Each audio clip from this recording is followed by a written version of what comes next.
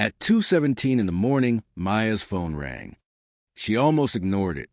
Then she heard her own voice on the other end of the line. "Please don't let him find me." Maya sat upright in bed. Her blood ran cold. The voice belonged to Daniel, the man she had broken up with 3 months earlier. But Daniel was supposed to be dead.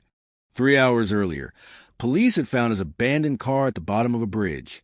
The driver's door was open.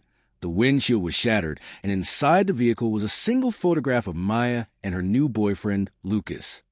On the back of the photograph were 4 words. "You took everything from me." For almost 2 years, Maya believed Daniel was a man she would spend the rest of her life with. He was charming, attentive, and protective. At first, his jealousy even seemed flattering. If another man looked at Maya for too long, Daniel noticed. If she went out without him, he wanted to know where she was. If she received a message from a male friend, Daniel wanted to see it. Maya dismissed the behavior as insecurity, until insecurity became control. Daniel began checking her phone without permission. He questioned her about every person she spoke to. Arguments became frequent, and apologies always followed. "I'm scared of losing you," he would say.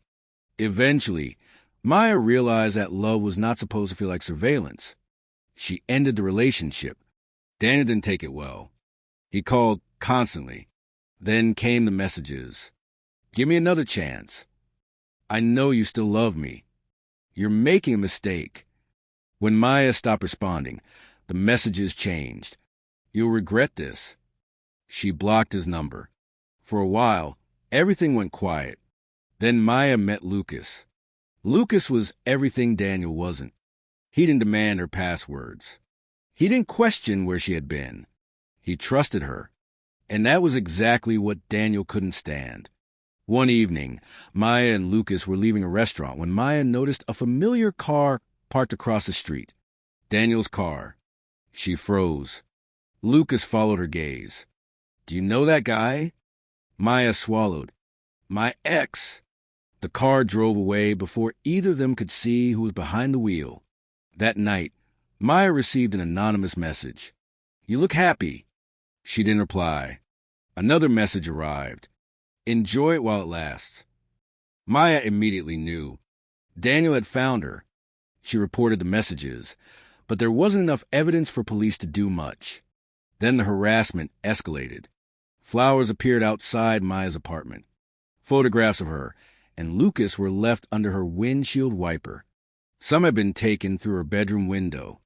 Daniel wasn't simply watching her. He was studying her. Maya became terrified. Lucas urged her to stay with him, but Maya refused. She didn't want Daniel to destroy another part of her life. Then, one Friday night, Lucas didn't come home. His phone went straight to voicemail. Maya called again. Nothing. At 11:43 p.m., a message finally appeared on her phone. It was from Lucas. "We need to talk. Come alone." Maya knew immediately that something was wrong. Lucas never called her. "We need to talk." She called him. No answer. Then another message arrived. This time, there was a photograph. Lucas was sitting in a dark room. His hands appeared to be tied behind his back. And standing behind him was a man whose face was hidden in the shadows. But Maya recognized the jacket. Daniel's jacket. She called the police.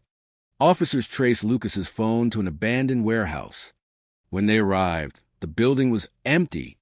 There was no Lucas, no Daniel, only a chair in the middle of the room and a photograph taped to it. It showed Maya smiling beside Lucas. Written across it in red ink were the words, "Now you know how it feels to lose someone." Hours later, police found Daniel's car near the bridge. And now Maya was standing alone in her bedroom, listening to a voice she believed could not possibly be alive. "Please," Daniel whispered through the phone. "He knows where you are." Maya's hands trembled. "Daniel?" Silence. Then he said something that made her blood run cold. "Lucas isn't the person you should be afraid of."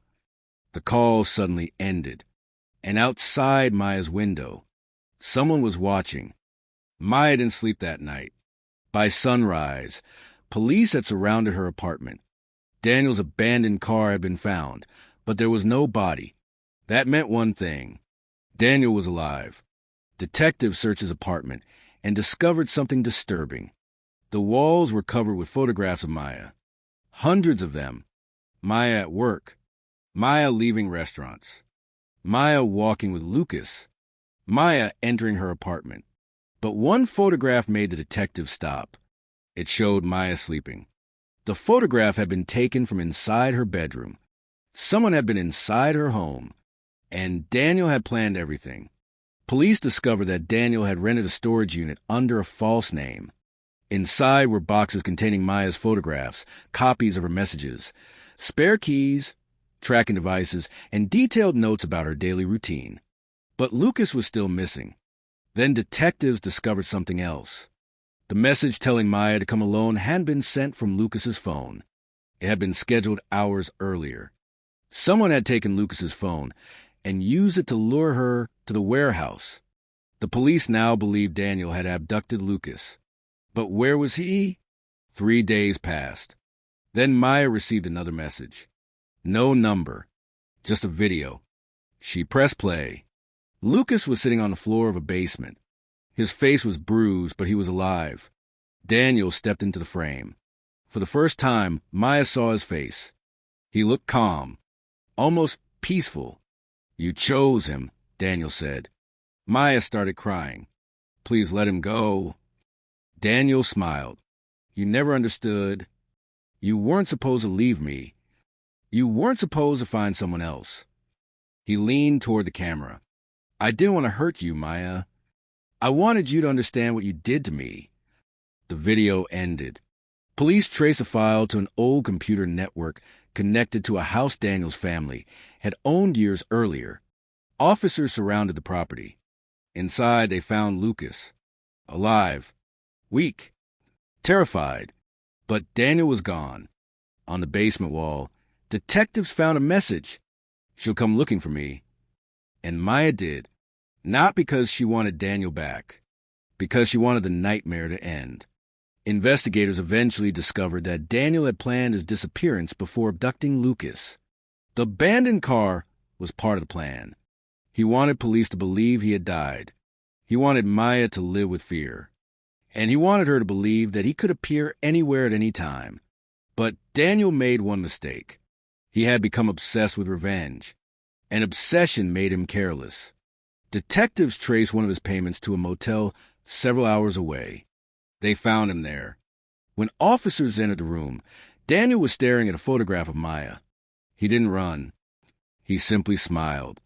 I knew you'd find me.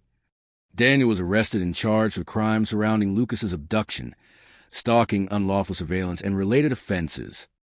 But the most disturbing discovery came afterward.